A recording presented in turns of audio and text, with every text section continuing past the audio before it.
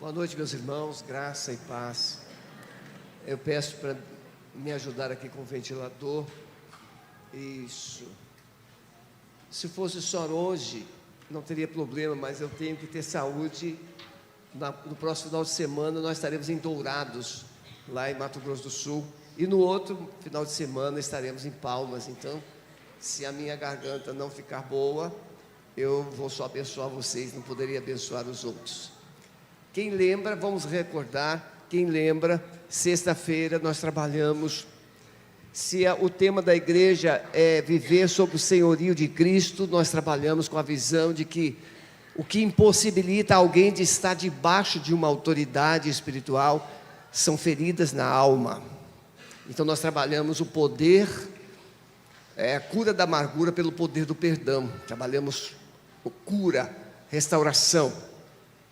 Ontem à noite nós falamos também que muitas vezes essa dificuldade de vivermos uma vida de submissão a Deus é porque nós ouvimos os ruídos da nossa vida, mais do que a voz de Deus.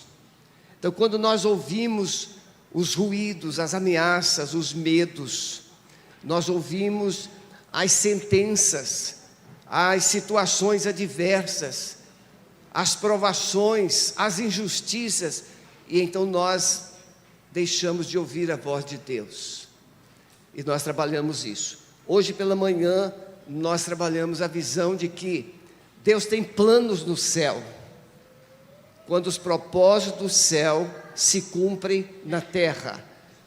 Na visão de Deus, os propósitos estão consumados, estão prontos. Deus não tem improviso. Eu esqueci.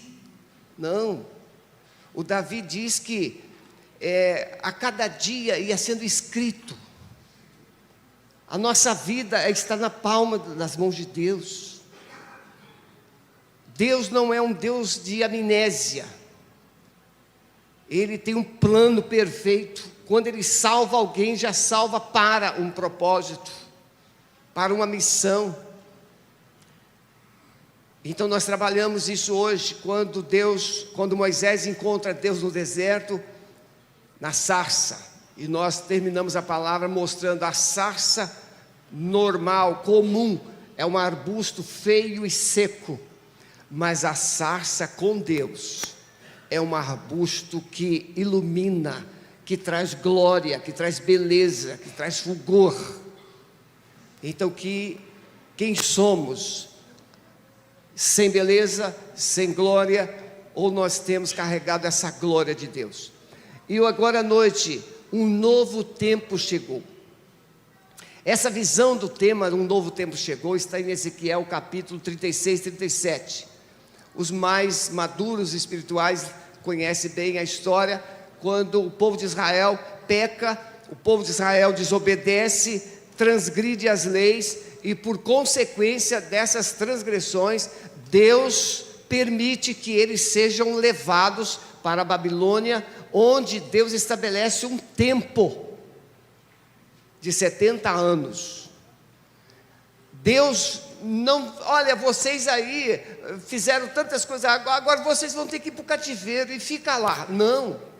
Pela manhã nós falamos que Deus falou com Abraão, que ele seria pai de nações, pai de multidões, mas você vai herdar tudo isso, mas não agora, daqui a 430 anos. O plano de Deus é muito glorioso. Então quando Israel vai para a Babilônia e se torna escravo, cativo lá, Deus manda Jeremias escrever uma carta, que eles ficariam lá 70 anos, mas Deus os tiraria de lá. A história registra isso, e é de uma forma tão extraordinária, que Deus fala assim, depois que Ele determina, ou que Ele informa o tempo do cativeiro, Ele diz assim, eu bem sei os planos que tenho a respeito de vocês, planos de paz, não de mal, para vos dar um final feliz.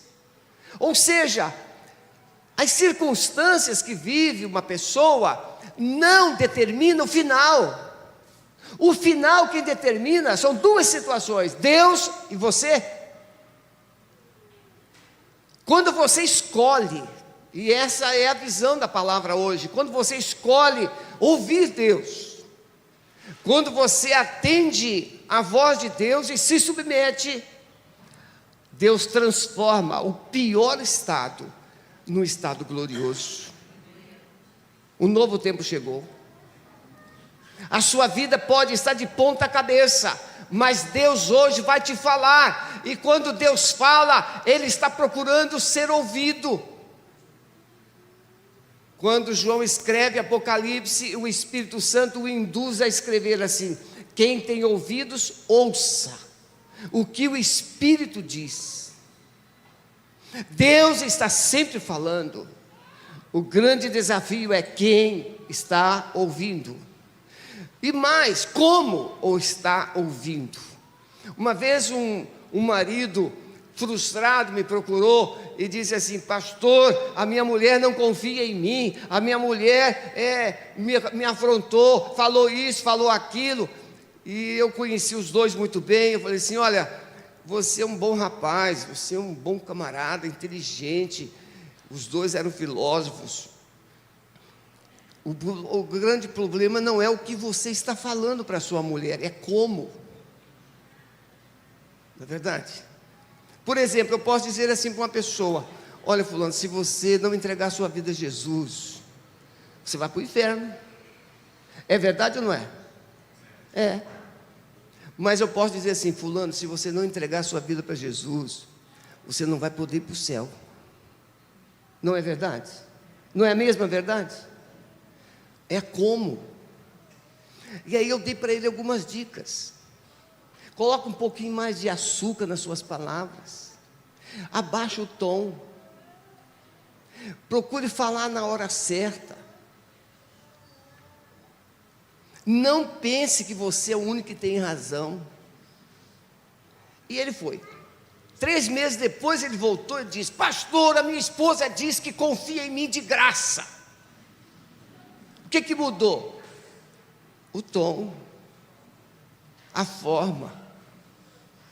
Era o mesmo marido, era a mesma mulher, era a mesma casa, mas como a gente fala, muda tudo. Como a gente ouve, muda tudo. Quer ver matar uma mulher de raiva? É o marido estar falando, ela está falando e o marido está no celular ou olhando futebol.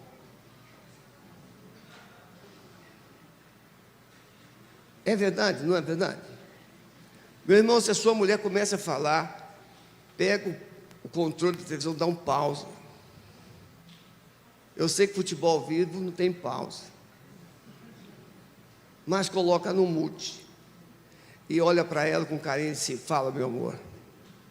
Porque se você não ouvi-la 2 minutos, você corre o risco de ouvi-la depois 2 horas.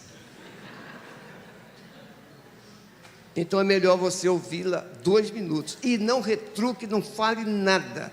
Simplesmente ouça e concorde. E o assunto estará resolvido e encerrado. Muitas vezes a gente sofre porque a gente não quer ouvir Deus. A gente já decidiu. Ezequiel capítulo 37.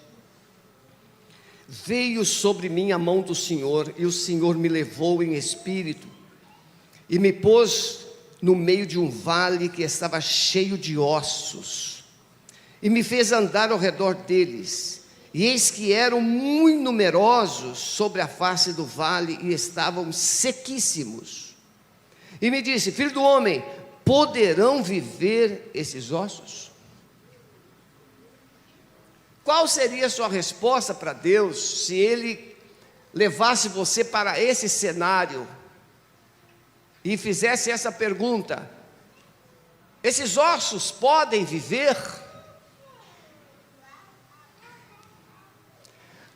Nós, na nossa linguagem de evangeliquez, de crentão, a gente diz assim: não, Deus pode todas as coisas. É o versículo chave aí.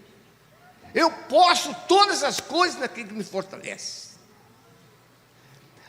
Deus pode mudar a vida do seu vizinho, Deus pode mudar a vida da sua sogra, Deus pode mudar a vida de pessoas lá no seu trabalho, Deus pode mudar a vida de qualquer pessoa, mas às vezes Deus tem dificuldade de mudar a sua vida.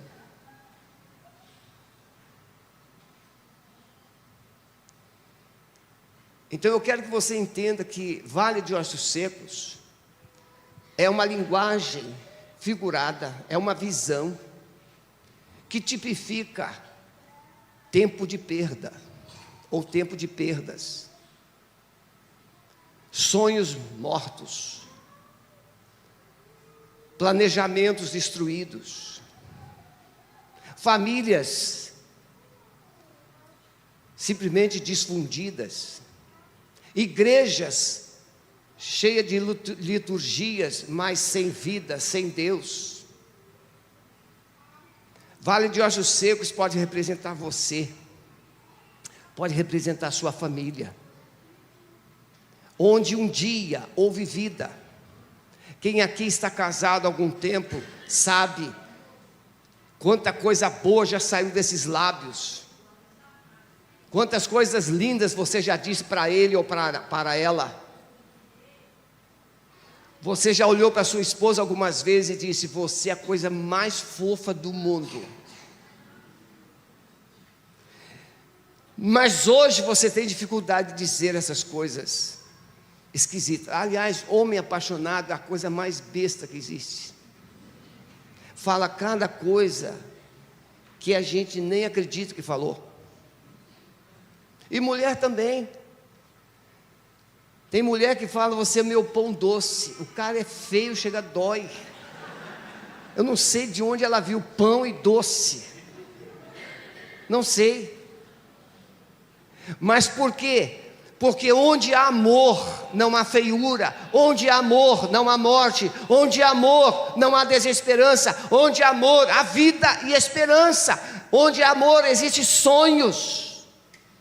E a Bíblia diz que Deus é amor. Então quando Deus esteve no meio do seu povo, havia amor, havia esperança, havia obediência, havia planos, havia coisas extraordinárias. Os salmos são hinos e orações escritas para adorar e exaltar este Deus poderoso. Mas quando as pessoas se distanciam de Deus, elas fazem coisas que entristecem a Deus. Deus não te abandona, é você que abandona a Deus. Deus não se distancia de você, é você de uma forma quase que sutil que se distancia dele. A Bíblia diz que os nossos pecados fazem separação entre nós e o nosso Deus. Deus na cruz, em Cristo Jesus, Ele destruiu todas as barreiras. Deus em Cristo na cruz, Ele apagou todas as inimizades. Mas o que tem de abismo e o que tem de inimizade no coração humano, não é de Deus, é do homem. Então a primeira parte dessa palavra é considerar as causas. No capítulo 36 de Ezequiel, o profeta, ele traz uma série de informações, mostrando por que o povo de Israel, aquele vale de ossos secos, representava Israel. E a gente pode usar esse quadro para tipificar igreja, família e até a gente individualmente.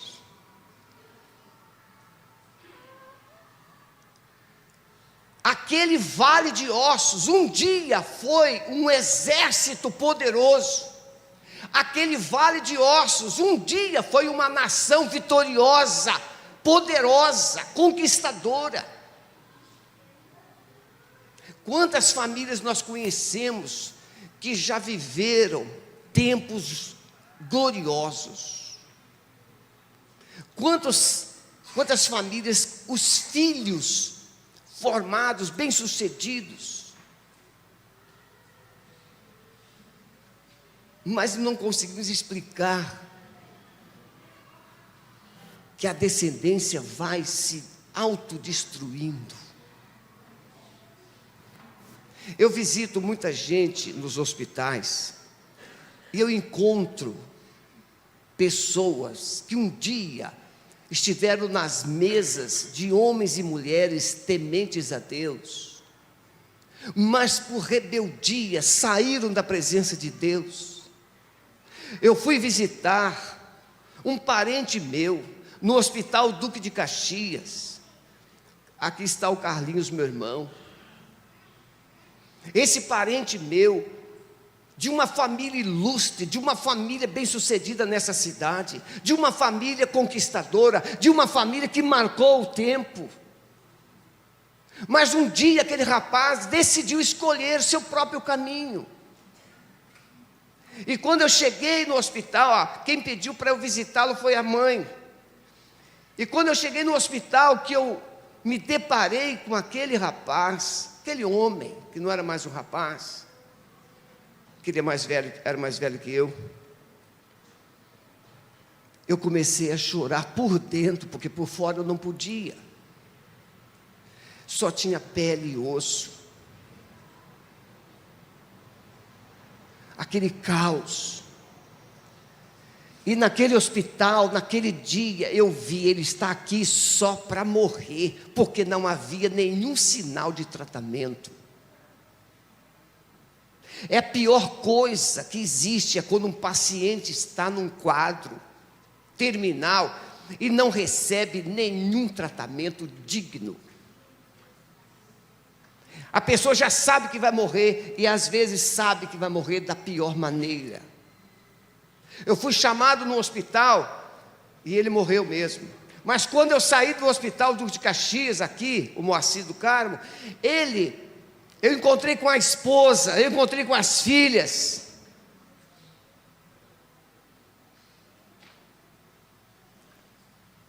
Recentemente eu fui chamado para visitar um outro, lá em Curitiba. E a irmã, a cunhada, pastor, é meu cunhado. Ele não gosta de crente, ele não gosta de Deus, ele não gosta de igreja. Mas pastor, ele precisa, o médico disse que ele está no estado terminal. E eu fui, chovendo, frio. Cheguei lá, quando eu coloquei os pés naquele quarto, que era uma UTI improvisada, aquele homem começou a chorar. Não existe alguém duro diante de Deus e da morte. A gente é duro quando a gente tem controle.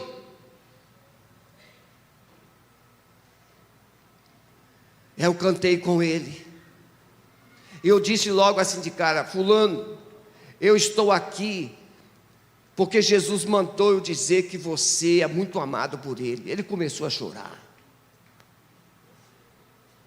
E eu canto bem, irmãos. Porque eu já cantei aqui na delegacia de Caxias, quando eu era seminarista. Melhor lugar para cantar é na cadeia, na delegacia, no hospital. Ninguém pode fugir. Tem que te escutar ali. E as pessoas gostam, porque tem gente que não recebe visita de ninguém. Eu já fiquei famoso dentro do hospital, só cantando. Se passa mais dor, se me deres gozar. Tá bom. Eu canto, meu irmão foi comigo, eu canto lá na casa de repouso. As vovozinhas, elas olham para mim e dizem assim: o senhor é lindo. Porque o parente não vai lá visitá-la. Ela está sozinha e louca para ir para casa e não pode. Vale de Ossos Secos é um lugar sem esperança, é um lugar sem futuro, é um lugar sem vida, é um lugar sem Deus. E esse lugar foi produzido por causas de desobediência. E o Velho Testamento usa a linguagem do templo do Velho Testamento, que naquele tempo aborto não era como hoje, com remédios, mas havia o sacrifício de crianças. Havia um deus chamado Moloque, uma estátua grande, com os braços estendidos, que as pessoas colocavam os bebês. Aquela estátua era enchida de madeira, de palha, e ela ficava incandescente, e os reis, os grandes, as famílias, para buscar uma bênção, para buscar uma resposta, colocavam os próprios filhos nas mãos incandescentes daquela estátua. E Deus vai dizer aqui no capítulo 36, que as consequências que eles estavam vivendo eram decorrentes daqueles comportamentos: idolatria, feitiçaria, sacrifício de crianças. E hoje, irmãos, o aborto basta um comprimido, basta uma injeção, basta dizer não quero. Aquele bebê não pediu para ser gerado, você gerou, e você diz não vai nascer. Você acha que Deus vai deixar isso barato? Não vai, não. O filho que nasce, muitas vezes nasce e é gerado no lugar de morte do irmão, na sepultura do irmão.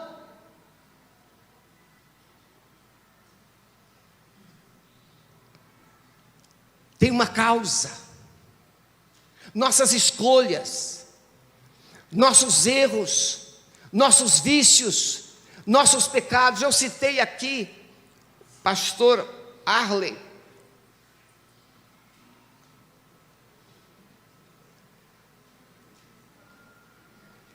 Faça alguma coisa, meu amado, faça favor. Pastor Arlen, ele era viciado em drogas. Obrigado, filho.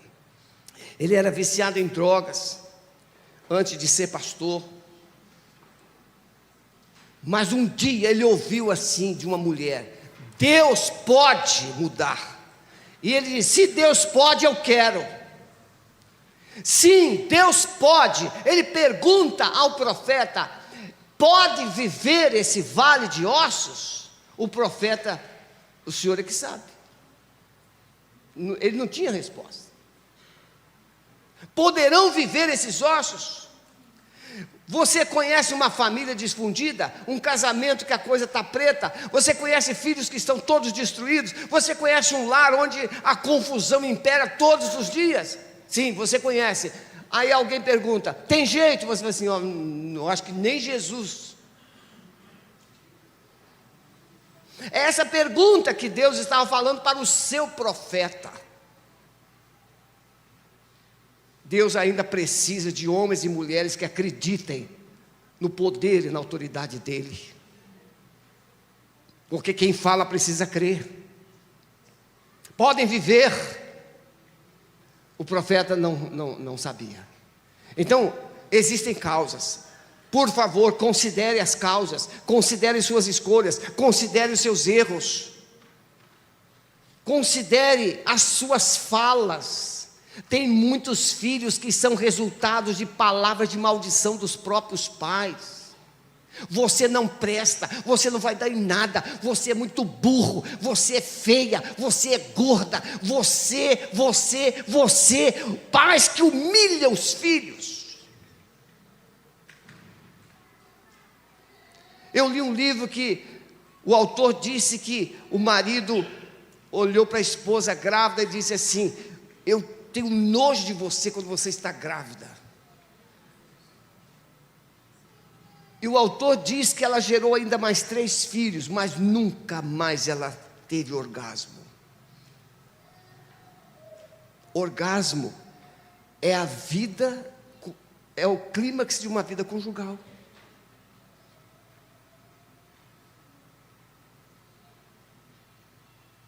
Então tem causas. Se você falou o que não devia, se você escolheu o que não devia, se você foi para onde não devia, Deus está te chamando nesta noite a uma reflexão. Segunda coisa, entender que um novo tempo virá pela regeneração e purificação. No capítulo 36, Deus promete dar um novo coração. Irmãos, você sabe o que é um coração ruim, não sabe? Quem aqui conhece alguém com coração Você fala assim, mas ele tem um coração muito ruim. Já conheceu gente assim? A Bíblia diz que a boca fala o que está cheio, o coração, não é verdade? Então tem gente que fala só besteira, tem gente que fala só coisa ruim, é o coração cheio disso. Então Deus, antes de mudar a sua história, Ele diz assim, eu tenho que mudar o coração. Batismos, regeneração.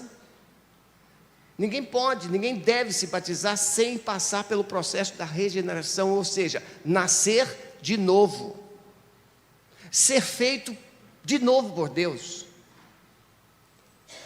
Então Deus diz assim, olha, eu vou tirar esse coração que vocês carregam aí, coração de pedra, esse coração duro, insensível, sem amor, esse coração resistente, tal qual o solo à beira do caminho, a semente cai, não consegue germinar, não consegue nada, o diabo vem e tira, a possibilidade de fruto é zero. Deus diz assim, eu vou dar um coração de carne para vocês, capítulo 36, e depois ele diz assim, e aí eu vou colocar o meu espírito dentro de vocês. Não há futuro fora de Deus. Você pode ser esforçado, você pode ser bem-sucedido economicamente, você pode ser culto, mas viver é muito mais do que ter. É coisa muito singular. Você não vai conseguir entender pobre feliz. Dá para entender pobre feliz? Eu tenho um amigo que a empregada dele chegou assoviando, cantando, de manhã, na segunda-feira. Ele falou assim, o que aconteceu? Arranjou namorado? E ela olhou para ele assim e falou assim, por quê? Porque pobre. E disse outros adjetivos para ela, que não precisa de eu dizer aqui. E você chega aqui cantando e assoviando, aconteceu alguma coisa. Ela se arranjou um namorado. Qual o nome dele? Varde. Olha o nome do infeliz. Mas ela estava feliz da vida. Gente, a felicidade é a coisa mais assim, inexplicável. Você simplesmente é feliz, não tem como explicar. Tem mulher e homem que mora numa casa que o tapete e o sapato some. E tem mulher que vive numa casa que não tem nem capacho. E você vai na casa, às vezes, isso aqui é apenas ilustrativo. A pessoa que tem tudo, tem encrenca saindo pela janela. E você chega na casa, às vezes, da pessoa que não tem nada, e a mulher está cantando louvor o tempo todo.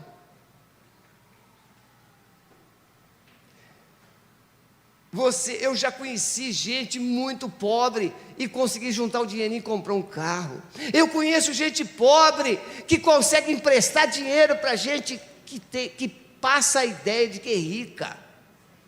Como é que o pobre junta? Porque o pobre não gasta naquilo que não é pão.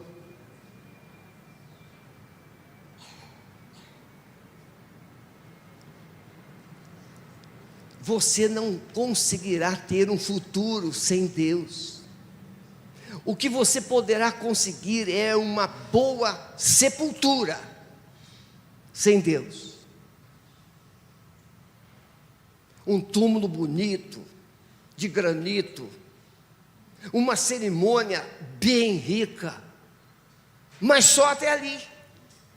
Mas você, com Deus, o túmulo nem te conhece, você passa pelo túmulo e vai para um trono de glória. e você fica no meio de festa. Tente imaginar o que é festa. A Bíblia diz que há festa nos céus, quando pessoas se arrependem na terra. Festa, irmãos, Deus é um Deus festeiro, nosso Deus é alegre, o nosso Deus é celebrador, o nosso Deus é um Deus cheio de coisas maravilhosas. Não é um ET que fica de regra em regra, não. O nosso Deus é Deus de mesa, é o Deus de ceia, é o Deus de comunhão, é o Deus de festa, é o Deus de celebração. Então você precisa entender que estar na presença de Deus é a coisa mais maravilhosa que existe. Não é ser um crente esquisito, despistando. Olha para os lados, vê se tem algum crente esquisito do seu lado. Se você achar que ele é esquisito, está na hora de você dizer para ele: Deus tem um lugar para você nas festas. Não é isso, tia? Estou falando a verdade, tia? Obrigado, tia. Ela falou que eu sou maravilhoso. Eu acho que ela falou que o Senhor é maravilhoso, mas eu estou tomando o elogio de Deus para mim. Um tempo novo virá pela regeneração, purificação. Não é possível ser crente e não se sentir atraído pela limpeza, pela pureza, pela transparência. Meu celular, estou viajando amanhã, se Deus permitir, estarei voltando para Curitiba de carro. E quando eu estou de carro, eu falo com a minha esposa: meu amor, pega o celular, faz uma faxina nesse WhatsApp aí, apaga o que quiser, tem que limpar esse negócio aí. Minha esposa tem acesso a tudo,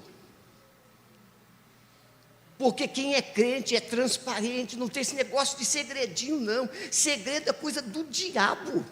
Ah, pastor, porque o senhor não conhece a esposa que eu tenho. Pois é, melhor você mudar.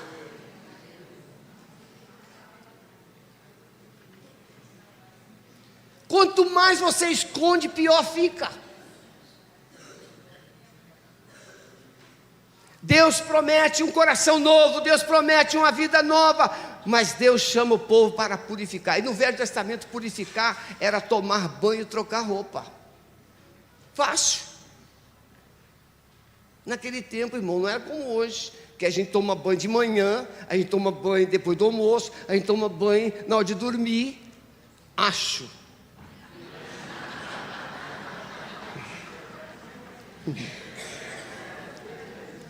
Eu estou falando de mim. Estou falando de mim. Eu gosto de tomar pelo menos 2 banhos por dia. Se eu não tomar um banho, eu tomei banho agora à tarde, mas se eu não tomar na hora de dormir, eu vou dormir mal. Eu gosto de tomar banho.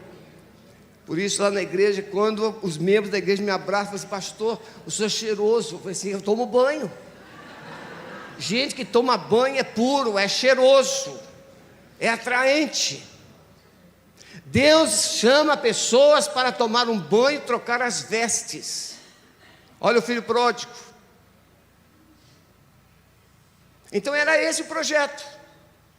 Mas Deus está mostrando a causa, Deus está mostrando o propósito, mas o vale está lá. O vale está lá. Planos não mudam o vale. Planos não mudam a realidade da nossa casa. Decisões mudam, atitudes mudam, palavras mudam. O casal aí que se batizou, né? Minha irmã, ele é inteligente? Dizem que todo calvo é inteligente. Mas ele é bonitão, né? Ele é bonitão, né, meu irmão? É bonitão. Palavras. A mulher pode não ser tão virtuosa, mas o marido fala assim: mulher, você é a coisa mais maravilhosa que existe na minha vida. Ela acredita. E a mulher fala para o marido: as palavras carregam vida, as palavras carregam poder, as palavras carregam transformação, as palavras são sementes. Então, quando nós fazemos planos, as coisas continuam do mesmo jeito. Quando nós elaboramos as coisas, continuam. Murmuramos, continuam. Mas quando nós fazemos escolhas de obedecer a Deus, as coisas podem mudar. E aí o terceiro ponto, a terceira palavra, é que precisamos desejar um novo tempo. Irmãos, eu não consigo entender, eu brinco assim com essas coisas de cheiro, de roupa. Eu não me considero vaidoso não, mas eu não preciso ser uma pessoa relaxada. A minha filha, ela é estilista, ela gosta de cuidar das coisas assim, ela ajuda pessoas a se vestir bem, e ela diz que eu tenho muito bom gosto. Eu acho que ela puxou para mim. Na verdade, eu puxei para ela, né? Mas veja, eu não preciso ser vaidoso, eu não preciso ser orgulhoso, eu não preciso ser bobo, eu preciso ser zeloso. Eu posso dividir o que tenho, eu posso abençoar pessoas. Eu e minha esposa estamos ajudando uma igreja, nós pegamos uma igrejinha com 20 membros, nós nos aposentamos do ministério, estamos lá ajudando uma igrejinha, já está com 45, e aí encontramos uma família de venezuelanos. Chegamos em casa, vamos fazer alguma coisa? 3 filhos, 3 ou 4, 3 filhos, casal, e aí a gente fomos levar a família toda em casa depois da célula, abrimos uma célula e já temos 23 pessoas na célula. E aí a gente ficou assim incomodado. Chegamos em casa, ela fez uma limpa lá. Juntamos umas 3 ou 4 sacolas, eu tinha ganho de presente no culto de gratidão da minha aposentadoria. Eu ganhei um sapatênis da Mr. Cat, você sabe que coisa boa, não é? Custa caro. Irmãos, Deus tocou, dê para ele, porque você não está usando. Você já percebeu quantos calçados você tem lá?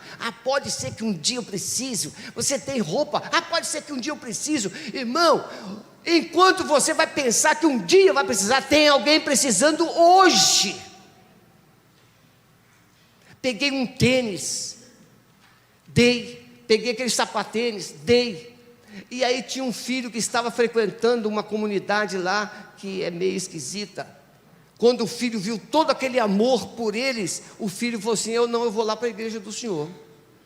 Está lá. Aquela família feliz, ele mostrou, pastor, aqui, casaco, blusas, calça jeans.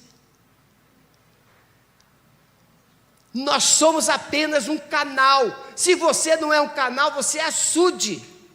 Açude acumula. Mas nós somos um rio de águas vivas. A água precisa fluir para chegar a algum lugar.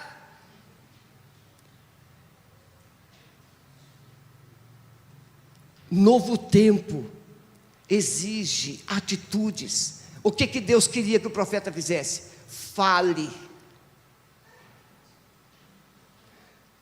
Você sabe que a Igreja Alameda tem um Ministério de Libertação. Quem tem aqui preconceito com libertação, está totalmente equivocado, totalmente fora do ar. Libertação nada mais é do que santificação. E aí, quando a gente trabalha essa visão de cura, a gente trabalha com as palavras. A pessoa, para ser liberta, ela precisa verbalizar, confessar, declarar, rejeitar, escolher. Deus disse assim, olha, profetize ao vale.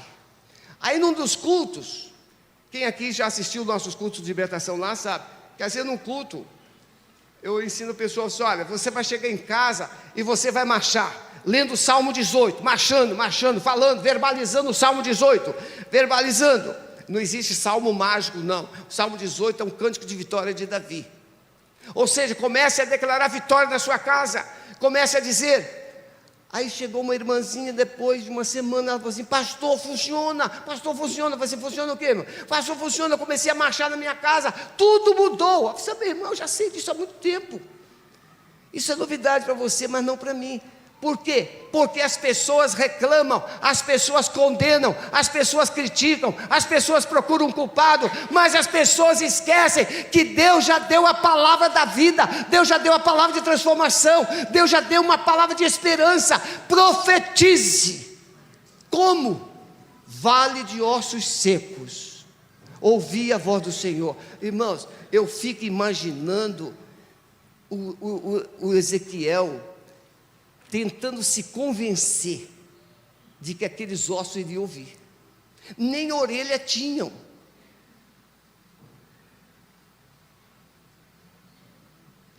Você já ouviu alguma coisa assim? Diz que uma mulher fez um pedido na rádio, que ela estava numa fase muito difícil, passando necessidades em casa, e aí ela pediu na rádio se alguém poderia doar uma cesta básica.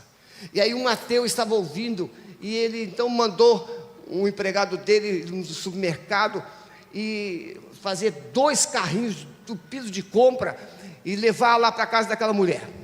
Era um ateu. E aí ele todo fogoso, ele falou assim: quando ela perguntar quem mandou, você diz para ela que foi o diabo que mandou. Aí eles fizeram, chegaram lá na casa dela com aqueles 2 carrinhos de comida, e a mulher feliz, glória a Jesus, glória a Jesus, glória a Jesus, e não perguntou nada. Irmão, gente feliz não fica fazendo perguntas, gente feliz quer viver. E aí os camaradas ficaram curiosos assim: mas você não vai perguntar quem mandou? Não, meu filho, quando Deus manda, até o diabo obedece. Você precisa entender, se Deus mandou você falar, é para falar, não é para questionar, não é para murmurar, não é para duvidar, é para falar. Comece a dizer que o seu filho: meu filho, você é uma bênção, meu filho, você vai ser inteligente, meu filho, você tem um futuro maravilhoso, meu filho, você vai casar com uma mulher temente a Deus, meu filho, você vai ser pai de nações, meu filho, você vai gerar futuro para muita gente. Pare de falar palavras de morte e comece a falar palavras de vida. E aí eu fico assim imaginando, Érico, o Ezequiel falando: vale de ossos secos, ouvi a voz do Senhor. E aí um osso dá uma tremidinha.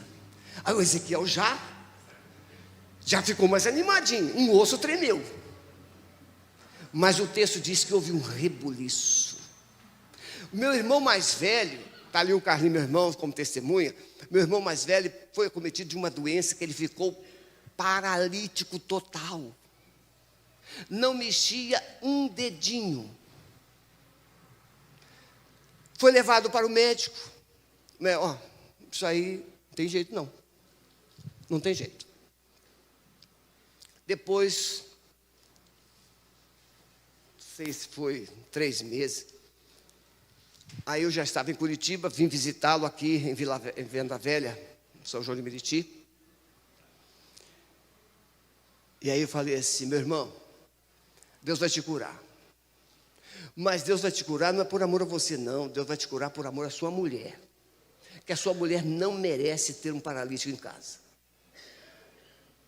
Eu falei isso, ele ficou bravo.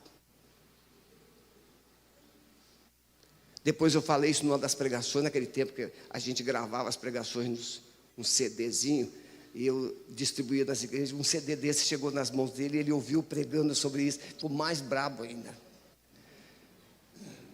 Mas quando voltou no médico, o médico perguntou assim: ele mexeu a esposa? Não, a esposa dava aula de manhã, tarde e noite.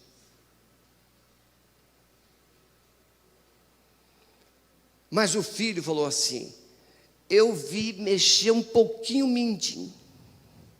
O médico falou assim: tem cura. Foi isso que aconteceu com Ezequiel.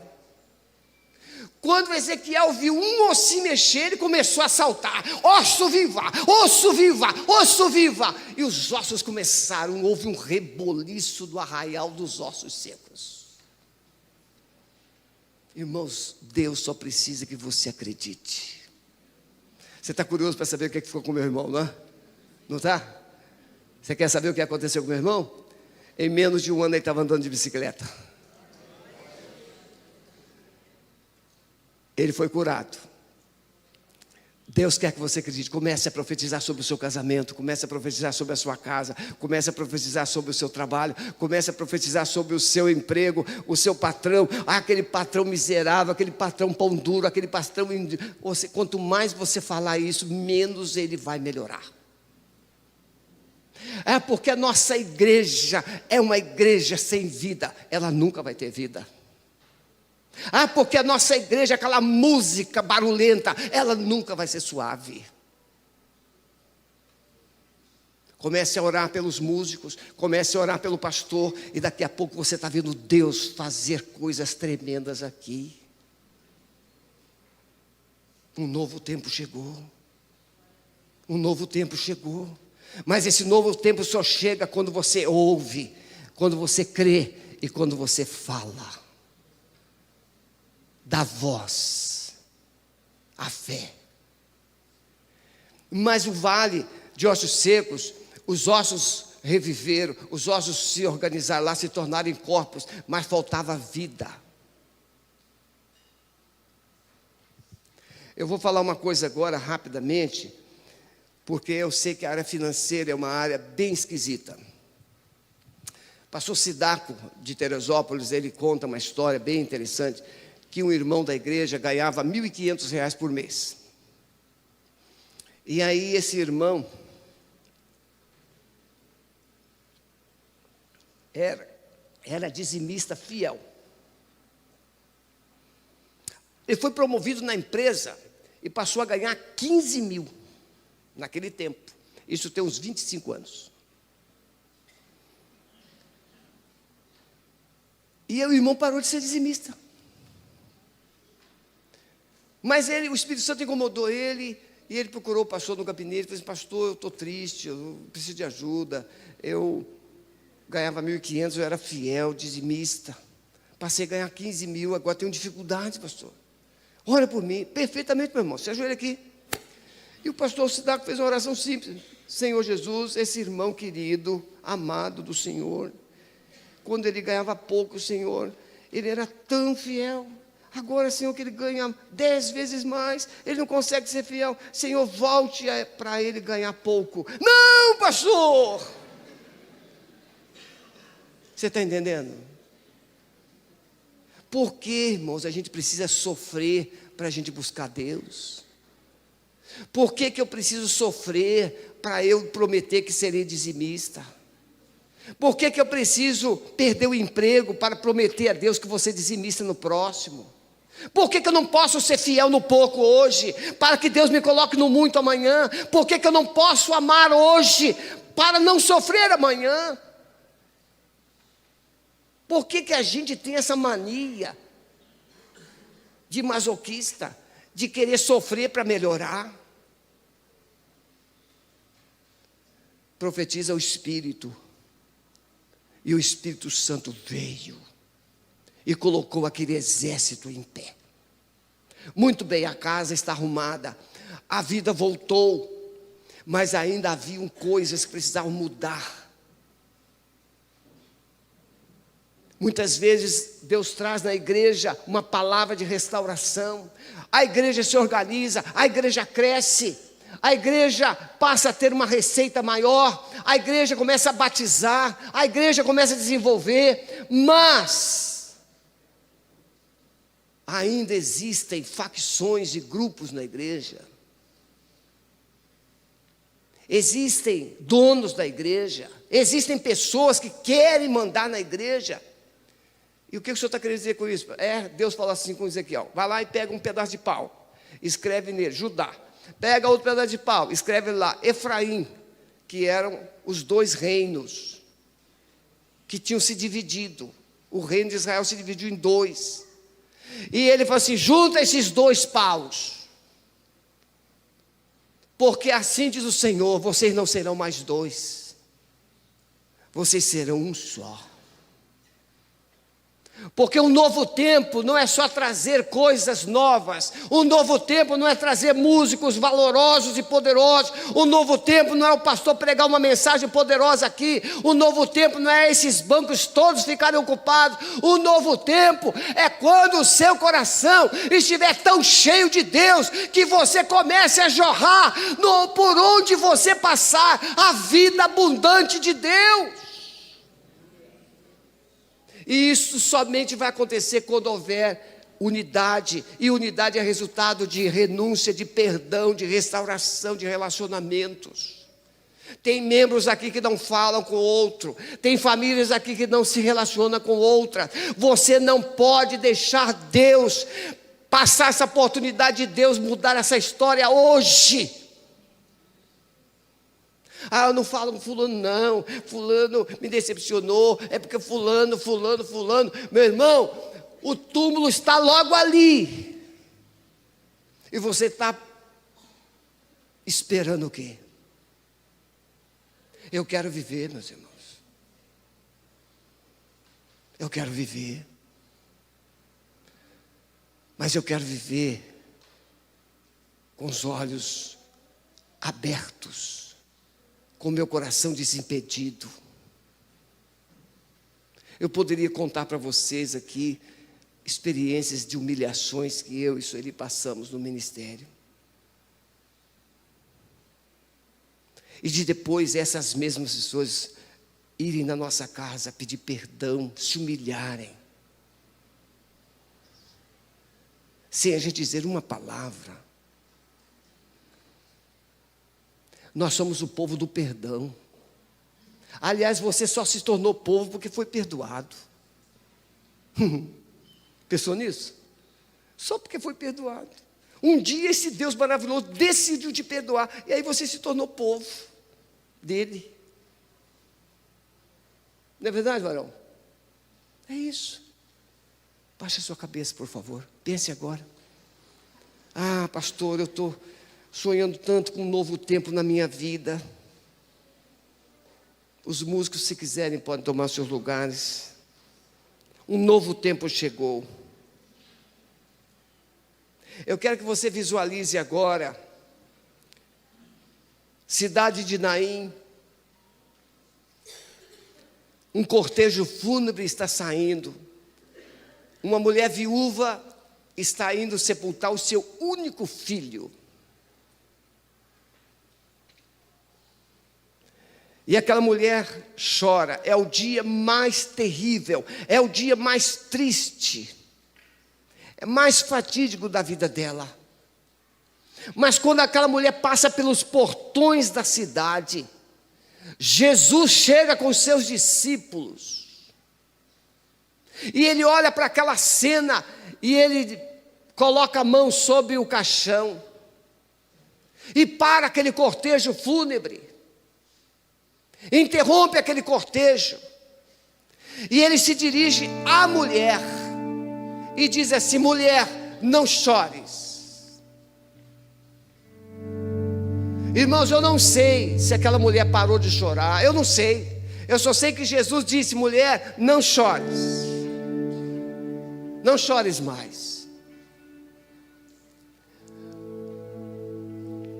Jesus não ressuscitou o jovem primeiro para a mulher parar de chorar. Jesus disse: mulher, não chores mais. Jesus está aqui nesta noite dizendo: você quer a vida de volta? Pare de odiar, pare de murmurar, passe a amar, passe a abençoar, passe a andar a segunda milha.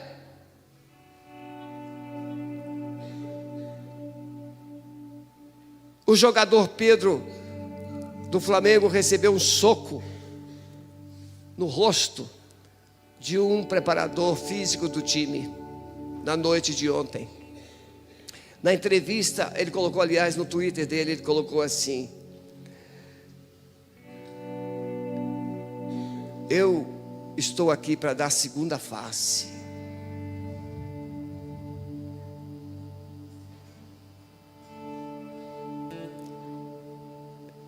Jesus disse para aquela mulher: não chores. Mas ele olha para a causa do choro daquela mulher e diz assim: jovem, levanta-te. Antes de Deus fazer um milagre de um tempo novo, você precisa ouvir a voz de Deus. A sua alegria, a sua esperança não estará nos resultados. A sua esperança estará em Deus, que pode fazer os resultados. E aí aquele rapaz acorda da morte, se assenta no caixão, ele entrega aquele menino para sua mãe de novo. Aquela mulher saía da cidade como a mulher mais infeliz, agora aquela mulher retorna para casa como a mulher mais feliz daquela cidade. Bastou um encontro com Jesus, um encontro, e ela ouviu a voz de Jesus, ela recebeu a palavra de Jesus. Nesta noite, você está aqui, você veio, e você talvez tenha deixado na sua casa um vale de ossos secos. Faltou, a esperança acabou, os planos acabaram, os sonhos acabaram, tudo acabou, tudo está perdido. Mas Jesus está dizendo para você: pare de chorar e passe a crer. Porque quando você chegar em casa, eu vou começar a fazer algo novo na sua vida e na sua casa. Você quer nesta noite experimentar um tempo novo de Deus? Eu quero convidar toda a igreja para se colocar em pé, por favor.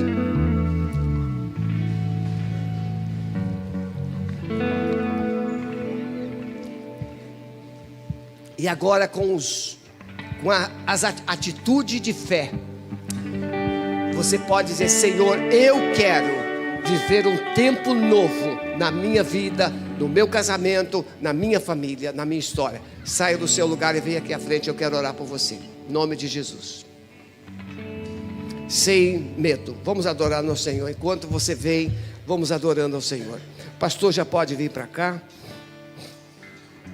Pode deixar o seu lugar, venha para cá. Um tempo novo chegou para a sua vida. Aleluia. O Espírito Santo está aqui, está soprando sobre você, está quebrando as mentiras, está quebrando os enganos, está quebrando as religiosidades. O Espírito Santo está chamando você para um salto, para um novo tempo, uma nova história. Pode vir em nome de Jesus. Você que já perdeu muito, está na hora de você sonhar com um novo tempo na sua vida. Vamos adorar.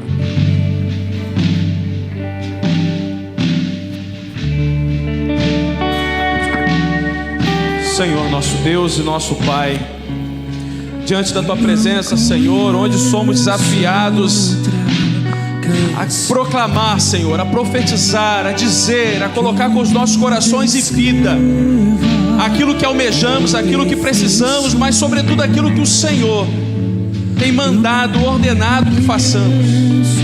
Pai, nesta noite Teu Espírito Santo tocou em corações para que se coloquem diante do Teu altar, para uma novidade de vida, para uma transformação de vida, para um passo de fé.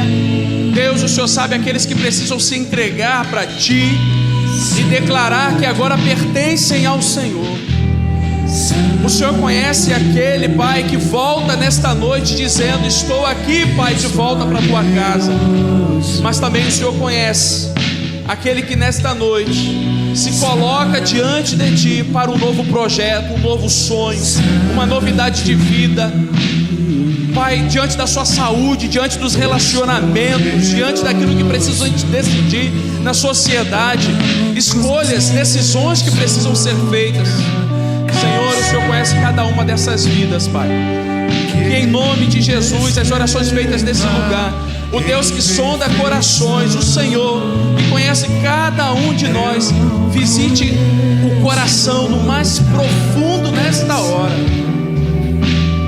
da planta dos pés à cabeça, Senhor. O Senhor conhece cada um de nós.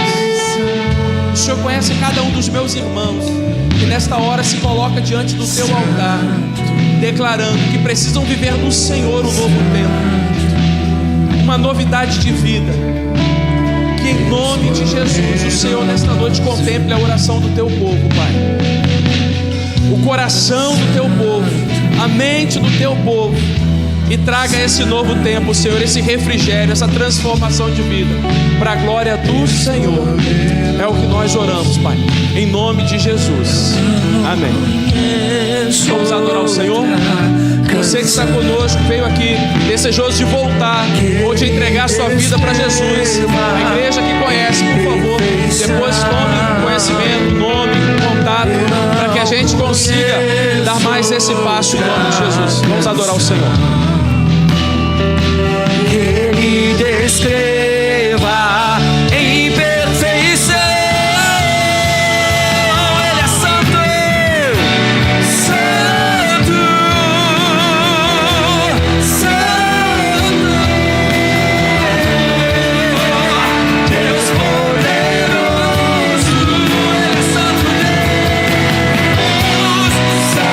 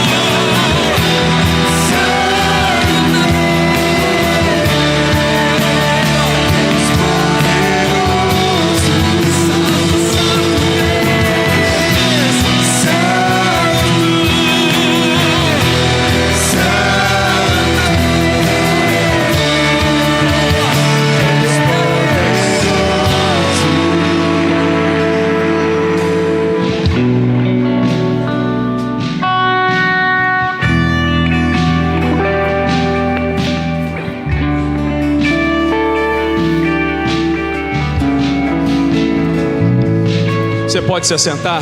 Preciso de vocês mais 5 minutinhos, ok? Queridos, eu vou... Cláudia, pode me ajudar, por favor, nessa...